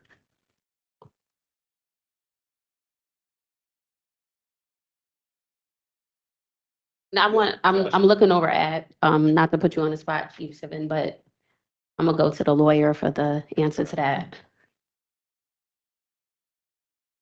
Happy to answer. So I think that Major Coleman mentioned that we are working with an entity, evidence.com, Axion, which other police organizations use to make sure that we are tightly preserving access, limiting access. I think Sergeant Dia mentioned that we have an audit log of everybody who interacts with that evidence. We can use tools to redact the evidence, which is important because under the Public Information Act, as you've seen with other law enforcement, individuals can request and that evidence needs to be turned over, except for in certain circumstances. So we want to be able to maintain that tightly.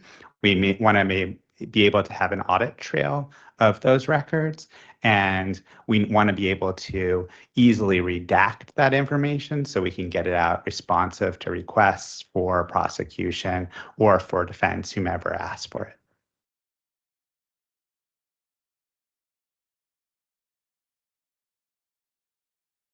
Do we have any anecdotal information from other jurisdictions that use school systems that use the body worn cameras? I didn't hear as much of that in the presentation, but do we have that information, and are we juxtaposing that with our pilot and what we're looking to use as best practice in potential full implementation of this initiative?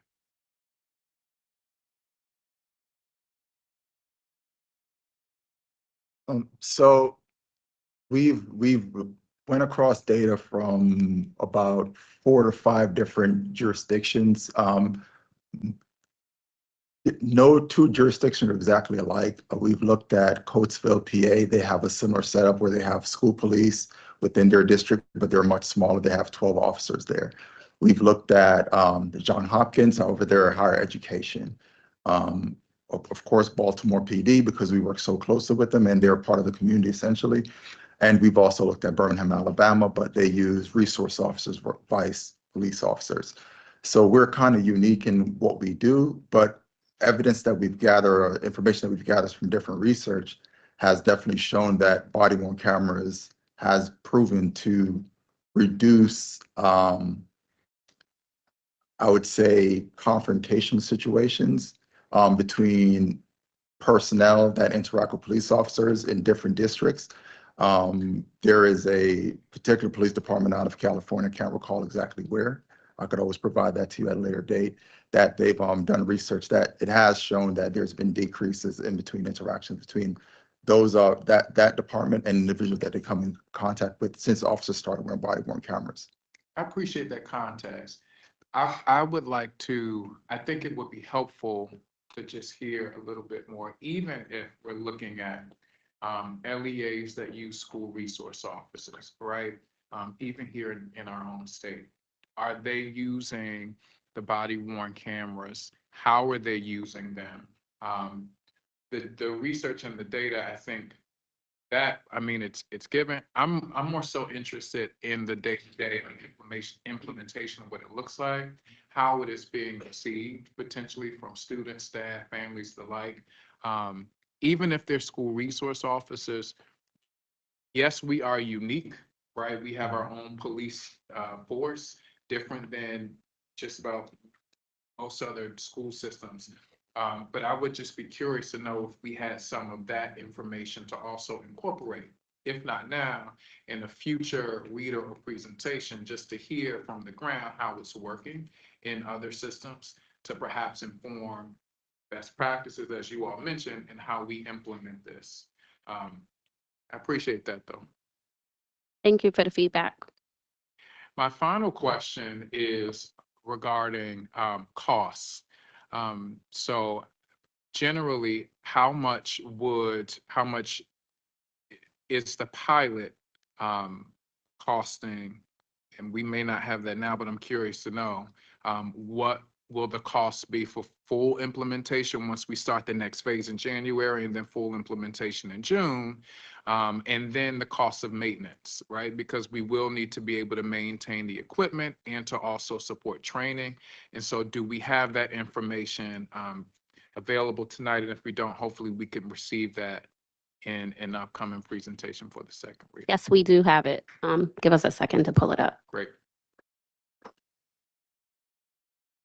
And while he's doing that, I just would like to say, although it's a small but mighty group up here, there has been a lot of support from legal, the chief of staff have really pushed us. The policy committee as well has pushed us in our thinking. So thank you. So everyone's not up here, but it has been a lot of people who have supported this.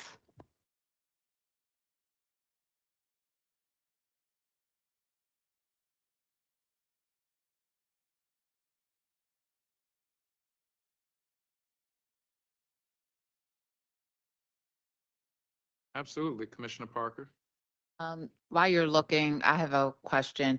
Will this policy, will you need new like administrative staff? Like who is going to review the all of the video and log? It seems like you will need new admin people to do that. Will the cost of those staff people be included in the cost that this gentleman is going to share with us? So for the year, the school police have a budget, like an operating budget. So the cost would come out of the operating budget. And we've been looking at how to utilize the people that we currently have on the force to be able to review the cameras. So right now, like our goal is to have 3 staff to be able to do that.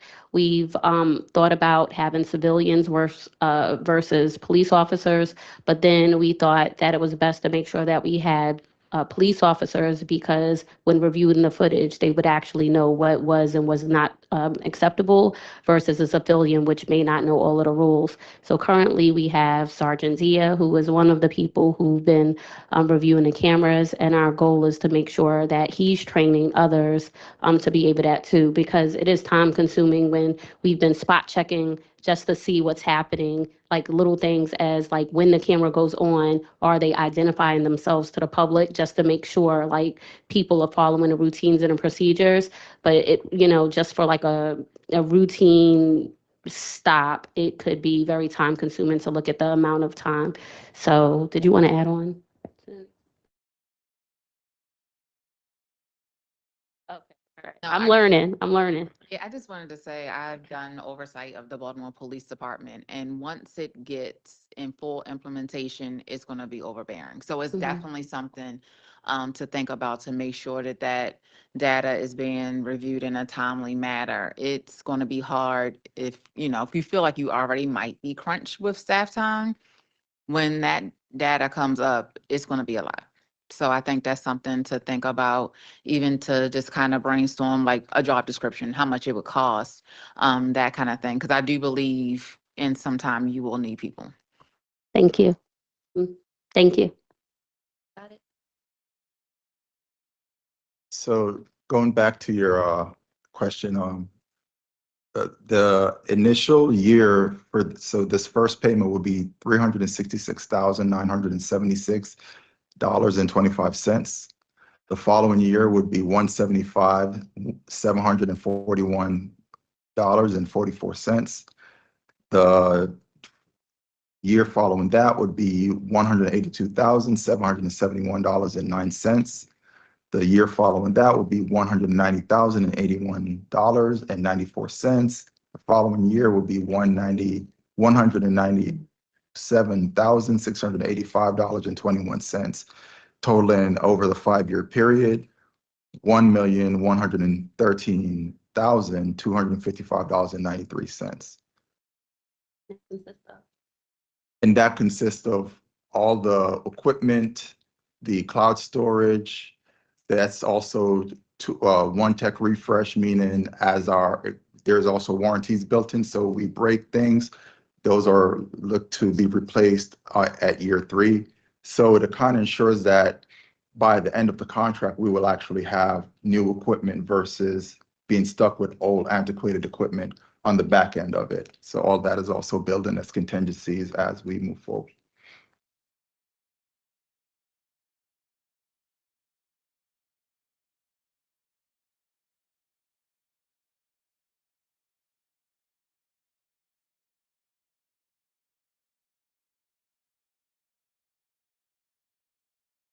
Some things like that to kind of specify more of that, but if it's slightly different coming from a different funding stream, that'd be helpful for us to also know. So we can plan for that, because what I just heard was maybe 5 years.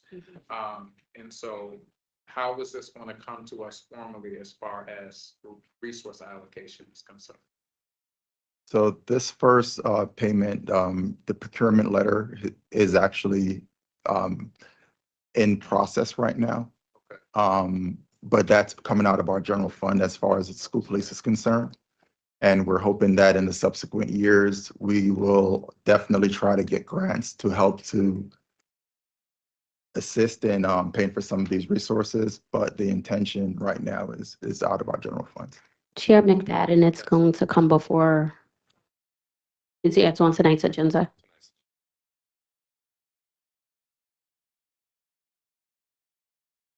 So maybe a follow-up on that, thinking of genders, you had mentioned in the Axion proposal that could potentially be something that the school, that the Maryland State Safety Fund could cover. And I know that fund has historically had a bias towards paying for police rather than infrastructure, but like, what's the strategy of the district because their deadline's coming up the 30th, it's in like a week. So like, what's the strategy for using those other state funds around school safety, other national resources? And I guess like, how do we leverage realizing that like, this was kind of thrust as a priority on you from the state? Like, this wasn't necessarily what you're choosing to do, but how do we leverage those funds to use other monies? Oh, I see. This year, we're just planning on paying. Yeah. In the moment. Yeah, it is a lot, and I'm listening to both sides, so I could say, Really? I could say for this year, the money is coming out of our operating budget that we have this year, and we are looking into, and thank you for that information, some other ways to, over the 5 years, to be able to fund it without it being a hardship on, our budget. That So, fund had some issues with state audits and has not done well. So I think like there's also a lot of community support for how we could support you in those efforts. So let us know how we can be of assistance. thank you. Thank you, and I see this. Any additional questions? Thank you all for the presentation and your work around this, for your service to city schools. Thank you all. Teaching and Learning Committee will meet on Tuesday, October 1st at 3:30 p.m. The board will meet in exec session on Tuesday, October 8th, 3:30 p.m. and then in public the same day at 5:30. We are celebrating a few birthdays on the board in the month of September. So Commissioner Coy's birthday was on the 6th. Commissioner Kenyatta Bay was on the 8th. Commissioner Ames Messenger was on the 11th. And we have a birthday coming up. Commissioner Muhammad's birthday is on the 28th. So we want to wish all of our September, I know the board, a lot of the board was born in September. So happy birthday to each of you. Is there a motion to adjourn? So moved, Kenyatta Bay. Commissioner Kenyatta Bay, is there a second? Second, Esposito. Thank you. Is there any unreadiness? All in favor, please indicate by saying aye. Aye. Any opposed? Hearing none, we are adjourned at 7:52 p.m. Thank you.